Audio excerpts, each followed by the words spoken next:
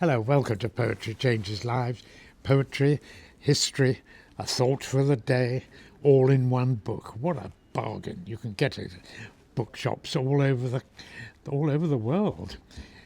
On this day in 1950, the Welsh poet Dylan Thomas arrived in New York City for the start of his first poetry reading tour.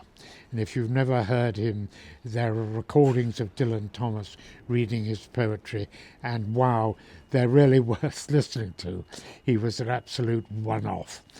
There are 4 tours in all over the years, which provided a valuable income for the family because they were chronically poor.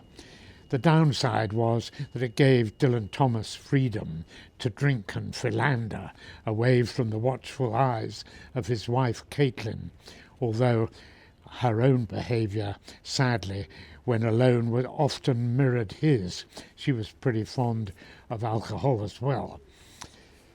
By the time they got to the 4th tour, it was disastrous from the start, with Dylan Thomas almost permanently drunk and suffering from gout and blackouts. He collapsed at the Chelsea Hotel in Manhattan and was admitted to hospital in a coma with acute alcoholic encephalopathy. Caitlin flew over and after a drunken rage at the hospital was put into a straitjacket herself and shipped off to an alcohol detox unit. Poor Caitlin. Dylan Thomas never recovered consciousness and died the next day, but Caitlin went on to marry again and died in Italy, aged 80. She'd been attending AA by then for over 20 years. Good for her. Well, this poem is not by Dylan Thomas because he's still under copyright. It's by Rabindranath Tagore, who has for me a slight flavour of some of Dylan Thomas's work. This one is called Chain of Pearls. See what you think. Mother, I shall weave a chain of pearls for thy neck with my tears of sorrow.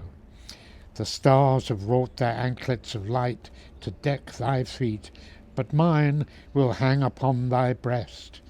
Wealth and fame come from thee, and it is for thee to give or to withhold them. But this is my sorrow, and it's absolutely mine own, for when I bring it to thee as my offering, thou rewardest me with thy grace. Tagore's a pretty good poet, you know. I'd recommend reading more of him. Today I recognise the hell of addiction, and I give thanks that I no longer have to take mood-altering substances. Thank you for listening.